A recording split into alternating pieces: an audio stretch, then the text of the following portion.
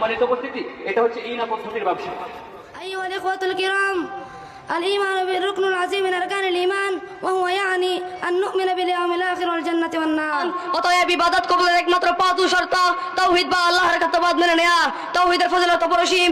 তাওহীদের মূল বাণী লা ইলাহা ইল্লাল্লাহ, এর ফজিলতই মূলত তাওহীদের ফজিলত। আর তাওহীদ প্রতিষ্ঠা করার সবচেয়ে বড় ফজিলত জান্নাত লাভ এবং জাহান্নাম হতে মুক্তি।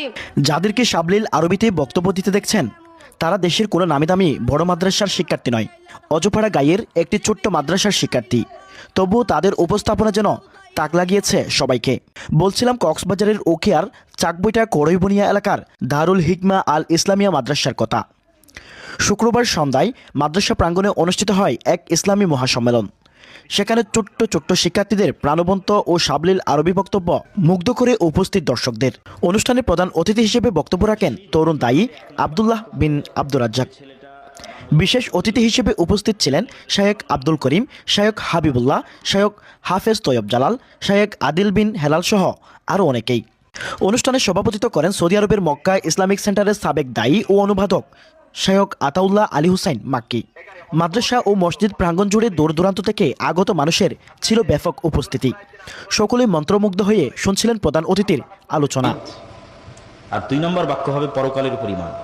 এই দুইটা হলো, যদি বলা হয় যে কোরআনের 2 বাক্যে সারমর্ম বলেন, তাহলে প্রথম বাক্য আল্লাহর উপর ঈমান বা আল্লাহর তাওহীদ, আর দ্বিতীয় বাক্য পরকালের উপর ঈমান, শেষ দিনের উপর ঈমান।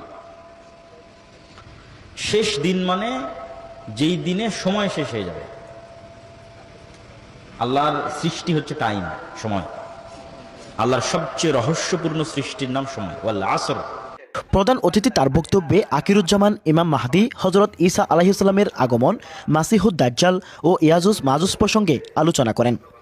তিনি বলেন, কঠিন সময়ে টিকে থাকবে সেই ঈমান যা বিশুদ্ধ তাওহীদের উপর প্রতিষ্ঠিত, যেমনটি ছিল কোরআনে বর্ণিত আসহাবুল কাহফ ও আসহাবুল উকদুদের। এমন ঈমান গঠনের দাওয়াত নিয়েই কাজ করছে আহলে হাদিস আন্দোলন বাংলাদেশ, এবং দারুল হিকমা মাদ্রাসাও সেই লক্ষ্যেই এগিয়ে যাচ্ছে। মাদ্রাসার পরিচালক তরুণ দায়ী মুহাম্মদ বেলাল বলেন, আমরা আল্লাহর সন্তুষ্টির উদ্দেশ্যে দাওয়াতি কাজ করে যাচ্ছি। যোগ্য আলেম ও দায়ী গড়ে তুলতে নিরলসভাবে কাজ করছি। তিনি আরও বলেন, মাদ্রাসা পরিচালনায় সহযোগিতা করতে আগ্রহীদের জন্য রাখা হয়েছে যোগাযোগের সুযোগ। মাদ্রাসার ফান্ডে অনুদান পাঠানো যাবে ইসলামী ব্যাংক বাংলাদেশ লিমিটেড কোটবাজার শাখার নির্ধারিত অ্যাকাউন্টে। এছাড়াও বিকাশের মাধ্যমেও যোগাযোগ করা যাবে 01747 306050 এই নাম্বারে। News tax, Cox's Bazar journal.